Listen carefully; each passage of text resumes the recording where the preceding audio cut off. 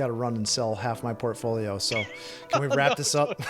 Please don't do that. My hand is hovering over the sell button. No, it's not. Two lifelong friends document and share their personal stories as they seek financial independence and to retire early. One reaches FIRE in 2020 during a global pandemic, inspiring the other to play catch up. This is Two Sides of FI. So Jason, March 9th, 2022. Yeah, the market, the sky is falling. I should preface this by saying, like, there are terrible things happening in the world today, and part of having this conversation feels a little bit privileged. This is a very difficult time for many people in the world. So we have this conversation acknowledging that. I just want to put that out there because we're going to complain here about some things, and that really is coming from a place of extreme privilege. So absolutely, just setting the table with that. I think you and I have both been texting each other, paying attention to the market, me probably paying attention to the market more so than you, but things are feeling pretty tenuous right now. There's like, every time I go on Reddit now, in any of the FIRE communities, people are freaking out for various reasons. What have you seen? Yeah, I've seen much the same. And to be honest with you, I've kind of cut some of it out of my my view, just because I don't think it doesn't help. I mean, I'm already somebody, as you know, that doesn't follow the financial media. I don't watch any TV news. I read everything that I consume. But, even on the FIRE Discord that I spend time on, as I've talked about before, there's a couple of channels where it's often discussed, oh, the market's down, I'm very concerned, but, reasonable things to say. But on the other hand, it's like, well, that doesn't help anything, and I'm not going to do anything different. But nonetheless, it's a backdrop to a lot of conversations that are happening right now. And to your point, there are a number of things happening globally that are at least partially underpinning this volatility in the market.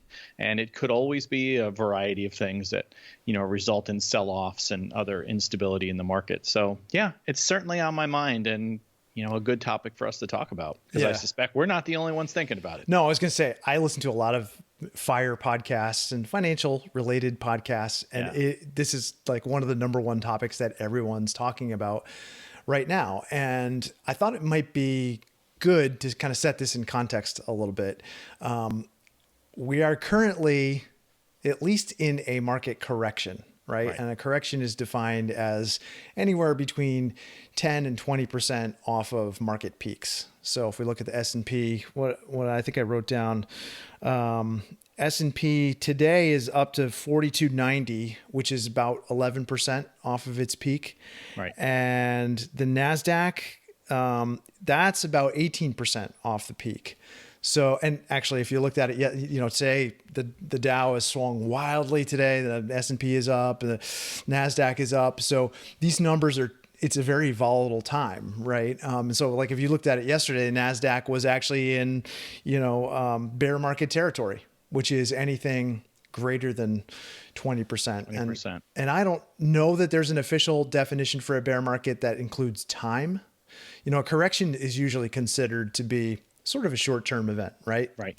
The market corrects for certain overvaluation, higher valuations than normal. And, but then it kind of sets itself back on an upward trajectory. A bear market is a sustained, 20% off of peak. And I don't know actually how long you would expect it to be sustained, but just to kind of set this in context, there's actually some reasons for us feeling nervous, right? Totally. And, on the same point, you and I are both sitting here knowing that it's, say, 8 out of 10 years the stock market's up. So guess what it's doing the other 2 out of 10. So volatility and, changes in market dynamics are normal, but it's also different when you're, depending on your viewpoint, right? If you're super early in your path, well, it sounds like a great buying opportunity. If you're a couple years away from, financial independence like you, or a couple years over the line like me, there's different ramifications for downturns than there have been before. Well, I was going to say, the real value that I think we bring to this conversation is looking at it from both sides of FI. Right. And I am graded more toward, your end of FI than maybe some of our younger listeners. We're in our late 40s, and you've obviously reached financial independence already. And so my concerns aren't quite the same as someone who's early in the FI journey, but I actually think maybe the perspective that we can bring to this conversation is one adopted from someone earlier in their FIRE journey. So I'll be curious to talk about that with you. I'm anxious to kind of get that stuff off my chest, because part of this for me is just being able to have someone to talk it through with. It's really helpful. The kind of bottling it up and just like grinding my teeth at night and looking at all the wrong metrics and like that stuff. Somehow I can't help myself from doing that, but being able to talk it through, especially with you, is, like one of the things you tell me all the time is don't look at the numbers, man. Don't look at the numbers. That's right. How do you not look at the numbers, especially being post-FI? Well, a couple of comments, and one I've said to you before, and this time I'm going to make sure I cite it correctly. So I try to don't say it. Remind myself, if you had a good plan before things went south, you still have a good plan once they do. And I'm nearly certain that was Mr. Bo Hansen from the Money Guy show. Yes. It's certainly from there, and he has said it numerous times. So that's clearly where I got it from. So I try to remind myself of that. And the second, perhaps the more boring answer is I just don't look at the numbers. If I am not transacting, right, I don't have a reason to be in my brokerage account, I don't look at the numbers. Sure, I may hear them. I, catch a news blurb or, see it in the headlines, but I'm not somebody who's in my account seeing like, well, am I down 2% today or what? There's just not a need. I recently did my HSA buying and my health savings account. And so I saw the absolute percentage my portfolio was down. And I just said, okay, buying opportunity, and got my fund and got out. But I mean, you've discussed before being in there every day. Are you still in there every day during this time? I mean, I'm in there a couple of times a week because I'm making buys. I'm not fiddling with the dials. I kind of fiddled with the dials last November. And I know some of these episodes that we've released recently where I rebalanced my portfolio and everything, like they've just been released, but I actually did that like end of last year because that's when we were recording all that, content, and that's when I was doing it. So I'm definitely not going to fiddle with the dials. And I think that's maybe one of the important things here is that, to your point, have a plan, stick with the plan, because the way you can really hurt yourself is to make course corrections in a down market, which is where we're at right now. So I have the resolve here. I have the emotional fortitude to stick with this. And it's one of the interesting kind of thought experiments that I've been doing. Like, it's one thing to say, I have high risk tolerance, right? And even, I can suggest that I have a high risk capacity, if I'm willing to extend my timeline. It's one thing to say that in the vacuum of a bull market, which we had for the past 10 years, right? Yeah. And we've all experienced this, like that upward tick of the stock market, and you see your portfolio growing, you get used to that, and you're excited. I was excited to talk about my portfolio with you because, man, it looked pretty rosy. It's quite another thing to say, actually, when the world is starting to implode and there's a pandemic still raging and there's World War III happening and all of these supply chain issues are a problem and gas is through the roof and my grocery bill is insane. It's another thing to be faced with that reality and say, what do I do here? Like it does take a different set of skills to not sell in that kind of an environment. And I'm curious from your perspective, because you seem like from the outside, you seem like calm, cool, and collected, but you text me about money a lot, man. So you're telling me you're not thinking about it, but I think you are. Well, to be sure, I also, I get bored, and you're somebody I enjoy texting with. So there you go. Money is a topic we discuss on at least a weekly basis. So maybe it's that. I will say, in all honesty, I have never, in watching what's happening in the world and in the market, I've never thought, well, maybe I should just sell because I'm really nervous. That thought is the farthest thing from my mind. Will I question Should I have been more conservative? Is 70-30 good? Should I have been 60-40 or 50-50, more like a traditional retiree? I mean, those thoughts enter my mind, but how many times do I need to do that same math, right? And say, no, I don't want to be 50-50 for these reasons. And I've done the modeling. I'm good. So I think I raise questions about asset allocation and things like that, but I never have the reaction like I saw during the very brief but very steep, coronavirus downturn way back, basically 2 years ago from now. I was talking to a friend and he told me without prompting, this is just too insane. I've just sold everything and gone to cash. Oh my God. And I said, wait, aren't you talking about being like a few years from retiring early? And he's like, yeah. There's a lot of people who do that, man. A lot of people. Mountain, I mean, the guy has done well for himself. He's a professional, a good career, but his mountain is not so large that if he goes to cash now, with inflation considered, it's going to last the rest of his lifetime. He will, and I'm sure has, I hope, gone back into the market. But how much did you miss in terms of all those gains that we had? I get that, but you're basically telling me it doesn't take much emotional fortitude at all to not sell in a down market, and I'm arguing with that, but saying if you got a family to feed and you're watching your net worth disappear by like 50%, like here's the example that I started thinking about. A lot of the and this could just be some of the communities that I'm swinging in the FIRE movement, but a lot of people are paid in stock, right? Yes. A lot of their compensation is stock. And when that stock changes in value significantly, what do you do? Yeah.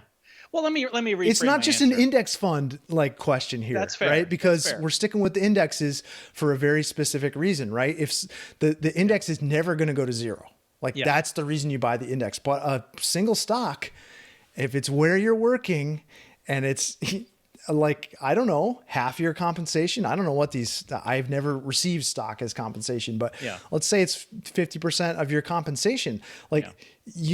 There's a certain point where you got to cut bait, right?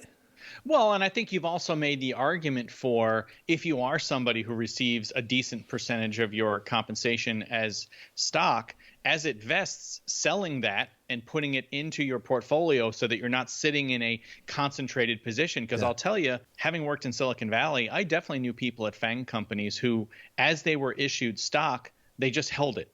They didn't sell it. They didn't deploy it into their portfolio. So you ended up in these mammoth positions in single stocks where they worked.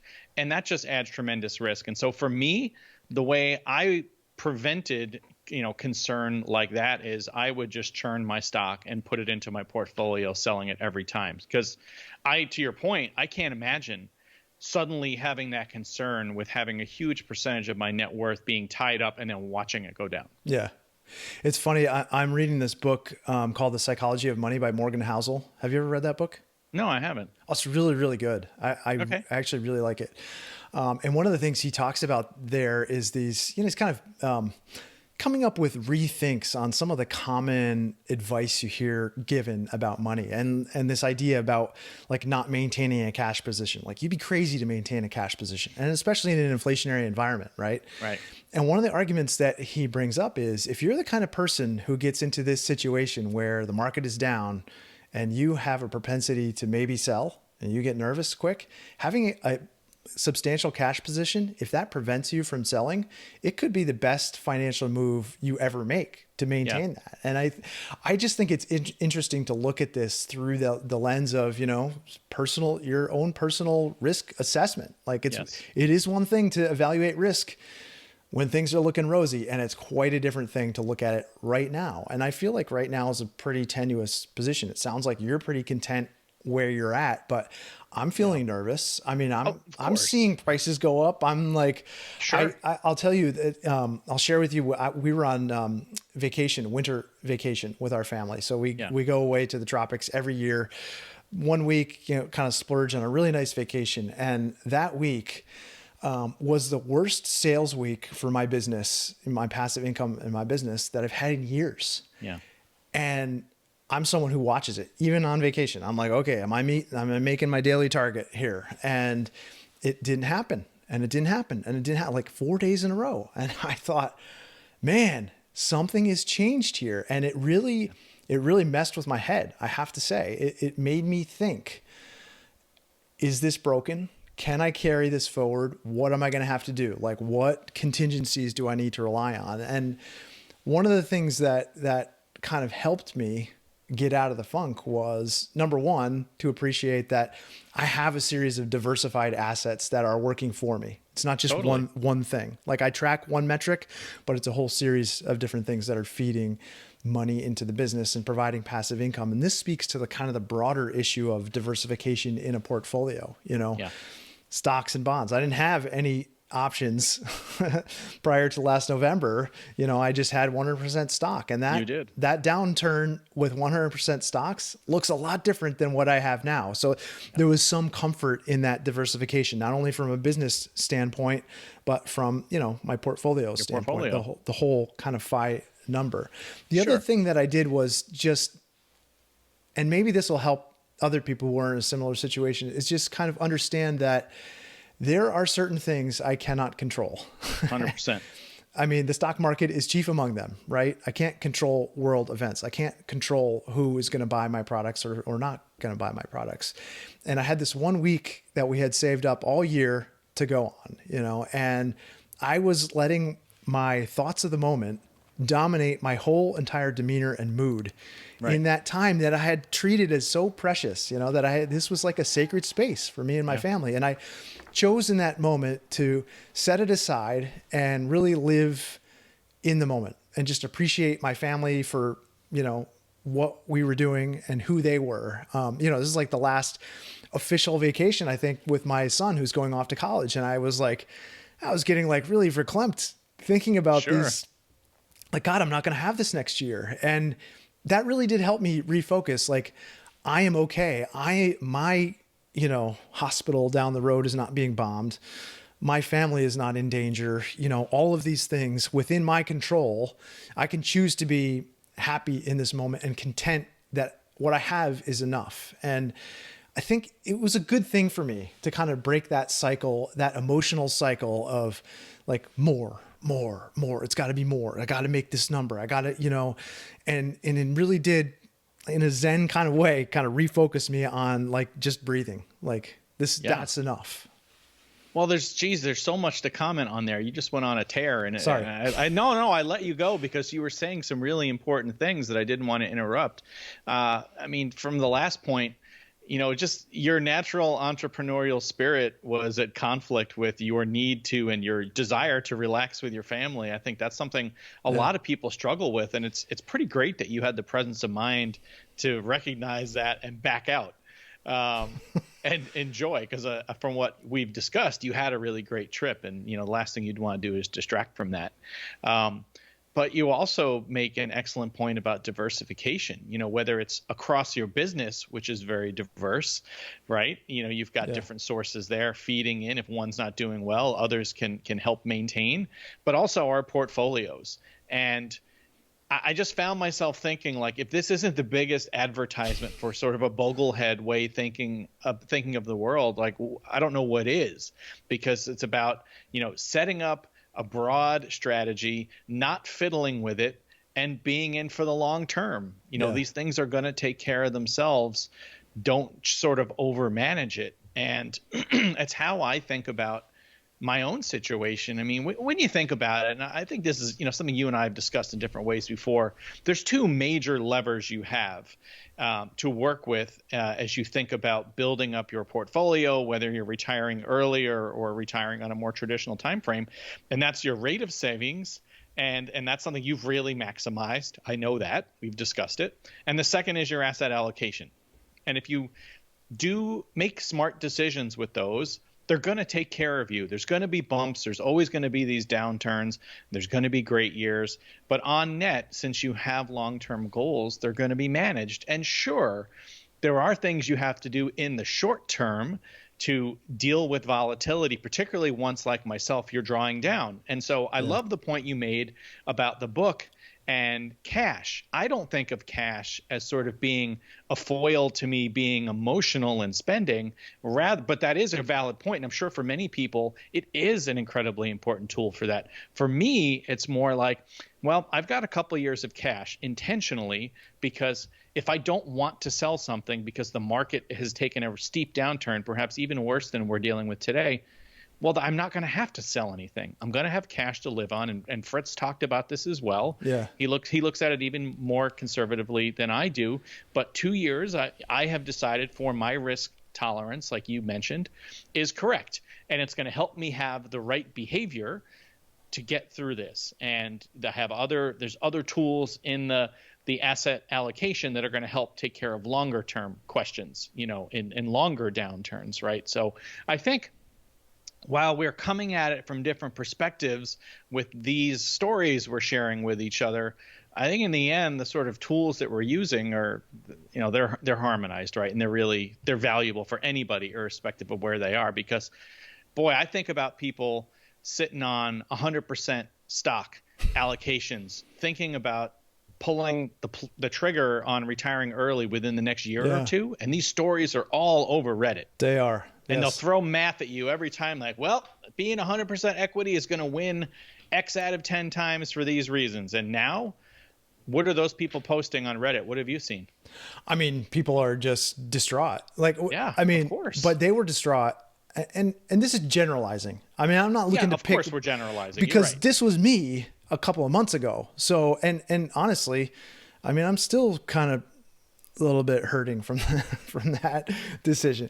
But, these are people in general who were, when the market was down 3% or 4% or 5%, they were like, whoa, what's going on? And it's just, when I start reading some of those posts, it makes me just understand that their risk profile was just, they did it wrong. You know, I mean, and ultimately, there's no wrong move until you sell. And if it's, that's right, you lock in the loss. Then that's the point at which, you've made your mistake. So I think as long as they can see it through, great. But I to be honest, I was getting a little tired of seeing the market's down another 500 points today. And me too. I mean, there's a part of me, and I was curious to know how you felt about this, because you're doing a little bit of buying in the market. You just mentioned for your HSA, but I'm doing buying in the market pretty regularly. And so I can still see this as an opportunity. That's right. You can. I wouldn't want this as a sequence of returns risk early in my retirement, you, right? But, and you've made contingencies for this. You've reduced your withdrawal rate, and, you have enough cash buffer so that you're planning to not sell anything in a down market. But, I'm still close enough to this retirement date where I'm like, okay, the buying at a discount doesn't feel quite as good yet. Yeah. Because all I see is I feel like, and I said this to Laura last night, we're backing further away from our FI number. That's all I see. I get it. And, you like you said just a few moments ago, there are things out of your control. Yeah. You cannot change market dynamics. All you can change is your response to it. And that means the actions you take, and to some extent, the ways you think about it. Because I know that you're sitting here just like I am, thinking of this as such a small point in time versus our lifespan, right? Because we're here, in our late 40s. So hopefully that's middle age and not past that. But, when you look at the zoom in on the S&P 500 return, we know what it looks like right now. But then you zoom out 10, 20 years or more, and it's a blip. And so that's one part of my mind is thinking that. But of course, as you just mentioned or referenced, the other half of it is saying, I have 2 years ago started withdrawing from my portfolio. And if a severe protracted downturn occurs now with high inflation, right? There's a nice double whammy. That's such a bad thing relative to it happening 8 to 10 years from now, right, or farther. And, for you, of course, it's just the other way around. Is it potentially delaying my, date of early retirement, for example? So those things are a little at odds with each other. We can't change that, but it is something that's on my mind. But it also, I guess what I've been thinking about lately, and I don't think I've talked with you about this yet. I've been texting you less, to be fair, letting you catch up after your vacation. You were good about that. Thank you. I've tried. Is, what am I going to do? Right. I mean, Yeah. I'm not I going was to do wondering. something different. I think it's a very different situation if it's a severe downturn and it's going on much, much longer than we're talking about. Because we're talking about months here. What if it's 4 years, right? It's sort of nightmarish situation. Well, then there are different tools I could potentially bring to bear, lower my withdrawal rate, increase income, right? Taking on some kind of work, things like that. I mean, I've built some pretty big buffers into my own personal model, and I know you are making a lot of the same assumptions in your own modeling, but we'll Well, cross those bridges when we get to it. I'm I just guess is how I look at it. Yeah, I mean, I guess it has me questioning some of those buffers personally. And Okay. I think, once you get in this real situation and you start questioning, then you got to reinvent the plan, or you got to redesign the plan, and not reinvent it. But, I mean, Laura and I were talking about this last night, and I was kind of, soliciting her feedback. How are you feeling about things? She's like, when this all started, the market started correcting. I was okay with it, Yeah. but the longer it goes on and the more I see, unsustainable world events, affecting things, you start realizing that, like, these kind of black swan events, they happen with some frequency. They're not so like black swan, right? And That's true. That's true, Eric. people were talking about the possibility of a worldwide pandemic, right? I mean, it wasn't like it was out of the realm of possibility, but that was not the thing that I was planning on, disrupting. Sure. Right? I mean, did I think Russia was going to invade Ukraine? I mean, what's next? Who knows? And it's just all of this uncertainty builds to a certain point. I have to say, before we went away on vacation, there was things happening in the business. There was things happening in, my parents' health life and our life and the world. And I just felt like, oh my God, the market's down. I'm like, the whole thing's blown up, and it's really disconcerting. And, I think a lot of people are feeling like this right now. So I don't know. Like I said, Sure. it's good to talk it through, and it's also It good is. to be, I feel like I have a pretty good plan, but it doesn't make it easier investing every single week and just seeing it like disintegrate. I mean, I know rationally, Yeah, right. that's not true. I know let that's me not true. speak to that. I know it's not a challenge to what you're saying, but it's a thought that I have, right? And you and I, being the age that we are, and having both of us starting investing in our very small way in our first 401ks in 1997 or so, right? We have been through downturns and some severe ones. Yeah. The dot-com bubble. There were several corrections before eventually the global financial crisis. Brutal. We have seen these things, and we've seen what happened to the economy of Japan. There were a lot of That tragic still has not financial- recovered. That has still not recovered. Also, a very different financial situation. I realize that. Than the United States, which both of us are heavily invested in our portfolio, but not exclusively. And we've seen how that turns, right? I also firmly believe in the sentiment that, innovation continues strongly. Business continues to grow. There's a lot of very exciting things happening or on the verge of happening from just a technology advancement standpoint. I am incredibly bullish overall. And I know that just like any other human being walking around, I can get pulled down into the mire when things look grim. But honestly, I try to very consciously tell myself all the time, we don't know how many years we get. How do you want to spend them, and how do you want to feel? And maybe this is Lori, my wife, rubbing off on me after 20 years together, but she's like, what good's going to come from worrying about it, right? Yeah. You're prepared. You've done as much preparation as you reasonably can. We're not preppers, right? I don't have a doomsday closet, but the portfolio is set up as best as we think it can be. Yeah, if things go really bad, we're going to have to make some changes, but honestly, I feel okay. And talking through this, to your point, does help. But I think consciously reminding yourself of what you have, and to the point where you started our conversation, the privileged position we're in, Yeah. and just, continuing to do the things that we know to be the right things and controlling what we can, and the rest is going to happen. If you're someone who is in their 20s and you've found the FIRE movement, maybe 20s, 30s, and you're on the path, how are you feeling right now? Well, if you're listening to us right now, I think you should feel pretty great. Pretty great.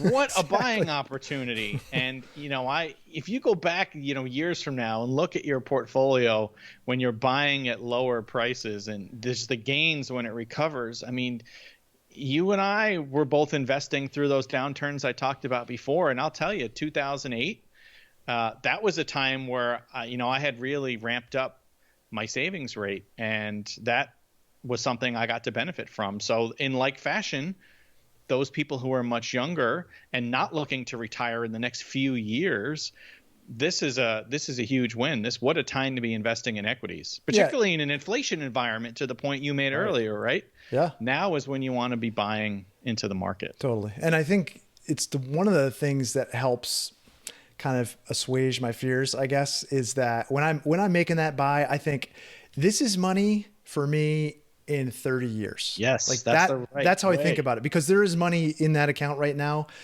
that I started investing 30 years ago. And that's a good feeling. So I try and lean into that, but I mean, not to circle back to the negativity, but I think for a lot of people, the negative feelings can compound, and sure they can. When gas is like $7 a gallon and you've got to put food on the table, and things are actually more expensive. Like they are 100%. Actually more expensive. And I think that compounding of that is sometimes it's hard to always have the positive lens, and this is no dig on you, Jay, but like you're there, I'm not taking it that way. You made it. You made your FI number. Yep. And those of us on this side of FI, like we're not there yet. And it's hard. It's hard to feel like you're just treading water, or, if you're 100% stock, maybe losing a lot. It's just, I don't know. And maybe it's only people that are in that zone where we're getting ready to transition that are really feeling the pain of it. But yeah, it's a little hard. I mean, people within a few years on either side of that line that you're discussing are the ones at greatest risk. The ones over the line are at risk for portfolio longevity, right? Especially if they're planning on a more aggressive withdrawal rate, which, as you know, I am not. But if you are, then the numbers start to get a lot tighter than you had ever planned. If you're on your side, it looks like pushing the date out. Neither of those are desirable situations. You could argue one of them is more difficult to deal with than the other, but neither of them feel very good. Yeah. I wish there was some way of, when I log into Vanguard and looking at my portfolio, I wish there was a way of looking at, like, I'm buying more shares at a reduced cost, right? I mean, it's like, I wish there were a way of looking at it like that, as opposed to just the top line figure. I don't know, maybe there is, but maybe your solution is like, just don't look at it. I just don't look at it.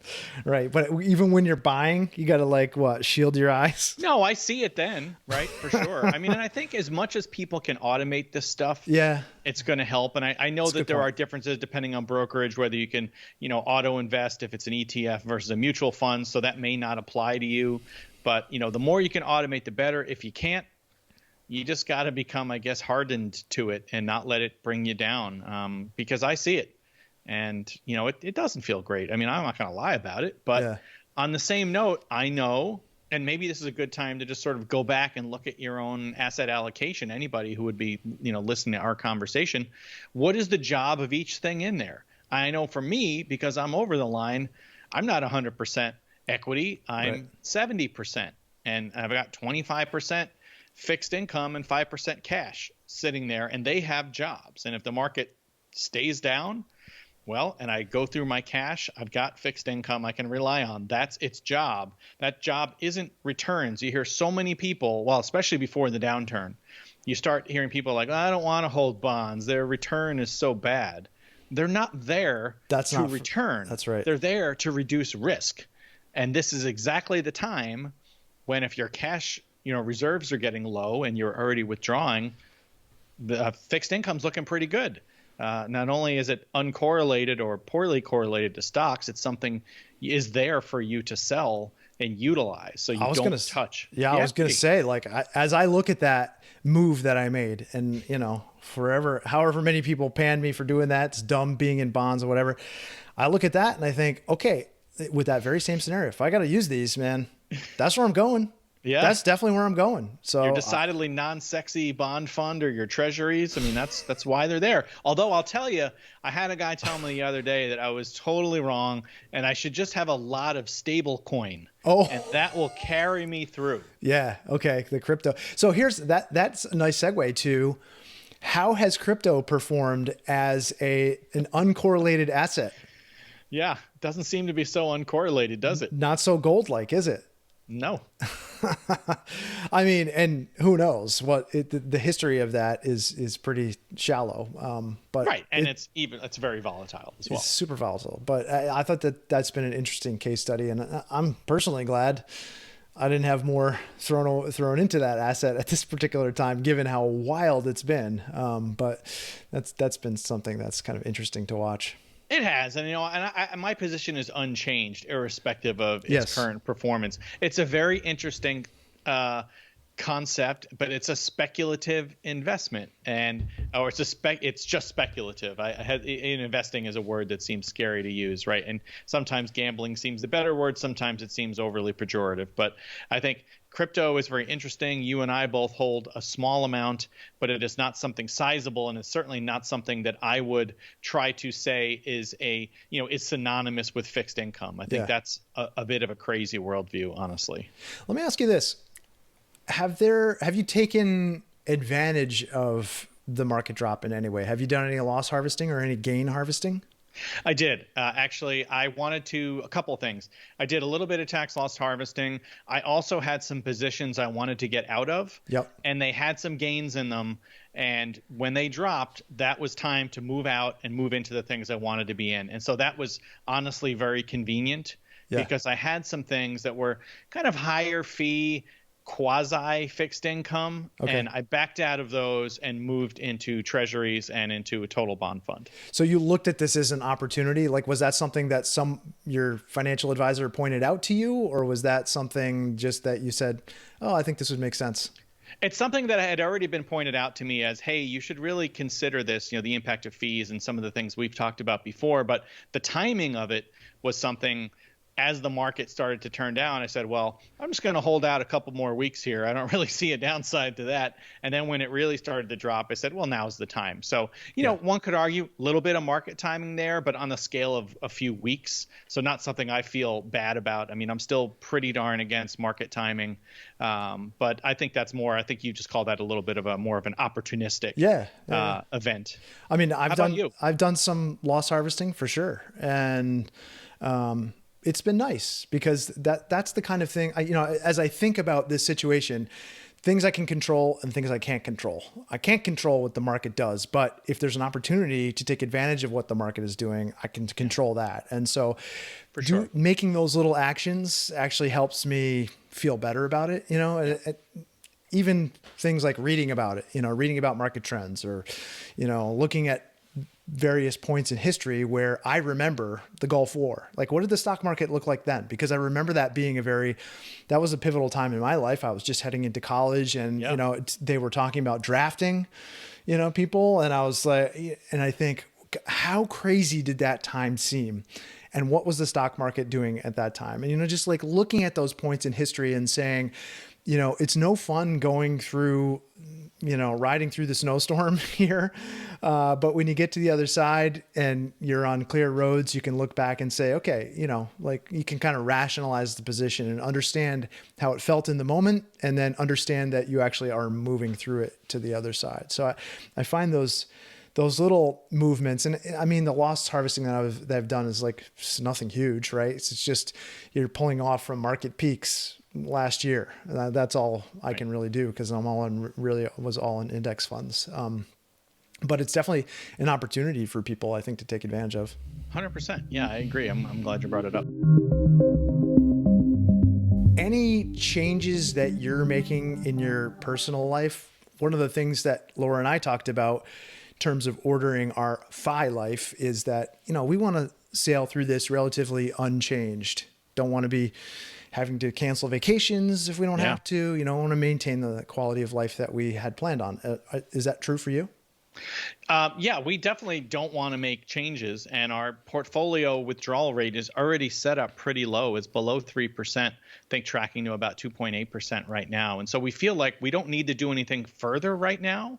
And I'm still, keeping an eye on expenses to make sure that nothing drifts in a direction we don't want it to. But I'm feeling pretty good about keeping the draw where it is right now. Okay. Yeah. We're making some part of this is based on feedback that I got from you. Like our grocery bill got super out of control. And so to the point where I told you what I spent a week on groceries and you're like, what? And I don't have teenage boys, so I don't know what that is like, but your bill is a lot higher than mine. Yeah. And so we actually just, when we came back from vacation, where we started looking at the whole budget and, like what we're actually spending on things and going, energy costs, I don't know, you just put solar panels on your house. So you're pretty happy with that. You were probably impacted by energy costs, but I heat the studio with electricity and from a heat pump. And the last bill I got, I thought, oh my God, does solar make sense? Even here at my latitude, which is, we don't get a lot of sun here, man, but I'm starting to think about it, because energy is more expensive. So we're starting to look at just, I don't know, maybe it's just becoming a better consumer overall and just being more thoughtful with how we spend what we have. And I don't know, I feel like that's a function of where we're at right now. Like everything just feels like it costs more. And so what can we do to maybe hold on to more of what we earn? Well, it sounds like a positive thing for me. To me, it fits in that bucket of making sure the money we're spending is on the things that are going to bring the greatest value. Yeah. And so, because, the one thing that we found, that Lori and I found when we started, because we were not budgeters, even though I come across like I'm a longtime budgeter now, 2 years before I stopped working, I was not yet a budgeter. But as soon as we started to look at the expenses more granularly to start to refine our FI number, we realized there were things in there that had just kind of, ballooned over time. And they were easy to cut back in favor of things that were priorities. And so like you, travel is a priority for us. And yes, we haven't been able to do it, as much as we wanted the last 2 years, but we plan to do it long term. And so we just started kind of moving money around. And that felt good to me, to be really deliberate about spending. Yes. Because it doesn't feel like, it's not overly lean or we're, cutting costs in a way that doesn't kind of fit our worldview. It's more just reallocating. I don't know. Yeah. And, if I go back to the grocery bill for us, protein was a big expense in our house, we eat a lot of meat and, rethinking that and trying to think about it maybe in a more sustainable way, a way that's more healthy for us too. All right. It's good. Yeah, it's not my natural inclination. I'm going to be honest. Feed you 100% vegetarian diet when you're here. Oh, God, I shouldn't have mentioned that. The vegetables you're going to have when we're here. I didn't say I was eating vegetables, man. I'm just eating loaves of bread. Less meat, peanuts. Lots of peanuts. Potatoes, and loaves of bread. Jesus. Hey, Costco peanut butter is a pretty good value. You could just have that. It would cost me more in gas to get to Costco, man. Remember, I live on an island. Again, I've never been the type of person to, holier than thou about driving an electric car. But these are times where, from a budget perspective, it feels pretty good to have an electric car and have solar. Except, I was going to say, when you got to plug it in at your house and I don't even want to talk about electricity costs here because it's just complaining about things I can't change. But yeah, hey man, I'm in the land of among the highest electric costs in the country. For sure, and the highest gas prices. My county, by the way, is currently the highest gas prices in the country. Yeah. But at least you can sell back to the grid, can't you? You can, but you sell back at a wholesale rate. Well, sure, but of course you would. But you can't even do that here. No, I know. And they're looking to change all that in California. That's one of the reasons that we got solar when we did. From a savings standpoint, if everything costs more and you can't invest as much, you're not saving as much as you used to, that's a big potential impact on your FI schedule. Yes, and that's a big difference between something you have to think about and I have to think about. Yeah. Laura and I were talking last night, all right, well, maybe it makes sense to just work all the way through 2024. Like we were gonna stop on June, and maybe that's not gonna happen anymore. So I don't know. We're starting to think about those contingencies. Equally, we're like, well, maybe we just spend the next couple of years buying into a downturn. And this isn't to make your life more awful, but like if this is like not bad timing for that to happen, like its CAPE ratio starts coming down a little bit with the valuations tick down, like I'm okay with that, Sure. Not for your sake, but for our own. But I don't know what that's going to feel like buying 2 years into a market that's like just flat. Ooh, that's pretty scary. Who knows? That's not going to give me confidence in retiring in 2024. I'll tell you that. I guess one of the ways I think about this, and people have different views on this. It's something I could easily get a ton of comments on. Is you say, everything's unprecedented times. Well, I mean, no 20 or 30 or whatever year period is like the previous one. They're all different. There's always things happening for the first time, and yet it has largely worked out. So unless we blow each other off the surface of this planet, I think things are going to work out pretty well. It doesn't mean that there's not going to be churn that could impact things like one's intended retirement date or, cause, have returns to be down substantially in the first few years following early retirement, such that you may have to make adjustments in withdrawal or in some other way. I can't predict that, but I think the best guidance is we just manage things as they come. You can't prepare for everything. If you could, that would mean that you're so wealthy that it simply doesn't matter what's happening in the world. And that's very few people out there. And they're certainly not watching this show. But for you and I, those things can have impact and people who are considering a fire path, and we just have to manage them as they come. And accept the emotional aspect of this as human beings, that it's going to be upsetting and it could have us make irrational decisions. And so the best we can do is just to acknowledge that and prepare ourselves so that we don't make them. There's one concept that came up in the Psychology of Money book that I thought was useful, and where he talks about fees versus fines. Okay. So, a fee is something you pay for the privilege of doing something. Fishing license, fishing trip, could be, any number of things, right? You pay a fee, you get a certain thing in return. And a fine is obviously viewed as a penalty, right? You're speeding, you pay a fine for doing that, and it's something you get nothing in return for. And part of riding in the stock market and exposing yourself to the risk there is you can look at it as paying a fee. And the result is you get a much higher return in the end. So we're paying a fee right now with all of this tumult and, the ups and downs of the market here. And it can be hard to ride that. But I don't think of it actually as a fine. I'm okay with thinking of it as a fee because I know on the other side, like you said, we're going to come out ahead. But man, emotionally, it can get to be a little bit of a grind. This is helpful talking about it with you. And I know probably not everyone has that ability to talk with someone in their family. But I do find having that kind of pressure relief valve is useful, because it does actually, there is a therapeutic aspect to this that keeps you from making the wrong decisions, certainly making the emotional decisions when emotions are high. One last thought, Jay, just that concept of having enough, like just knowing that, we're working towards something that not very many people are. And that's right. Just the That's idea, that privilege. The idea that you're in this movement, you're doing something that most people are not willing to do. And like Laura was saying to me, she's like, we're saving at a rate that most people would never even contemplate. I mean, if you look at the average savings of the average American, it's ridiculously low, right? Yeah, and it's very low. And we have the privilege not to have to live paycheck to paycheck and be able to save. And, so all of these worries, they feel a little bit,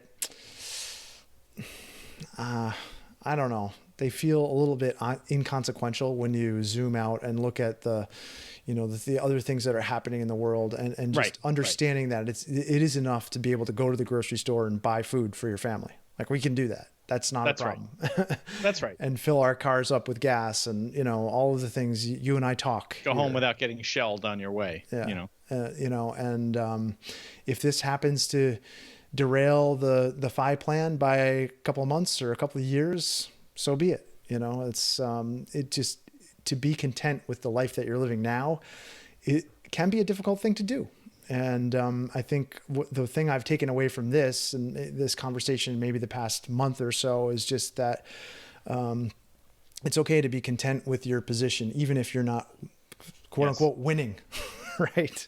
I think that's incredibly well put. And, we all benefited, or many people who would be listening to this conversation, and us included, benefited a lot from the last 10 plus years absolutely. of market performance. Really just tremendous performance. And what a time to be in the market and be able to invest money and choose to do so. And it's like I say, 8 out of 10 years, it's going to be positive. It's not always going to be that rate of return for sure, but there's going to be years where it turns down, and we just have to remember that and continue to make good decisions. And to your point, be content with the life we have and find joy in the things that we get pleasure from, and control the things we can, and the rest we just have to deal with. I'm going to tune out from media too, because the media, I think that's smart. that media machine is just so built on making you panic, and it really works. 100%. Well, it turns out when you financially incentivize the eyes on screens or on papers or whatever they are, this is the outcome you get. And so I thankfully realized that a long time ago. For me, it's very important to tune out of it.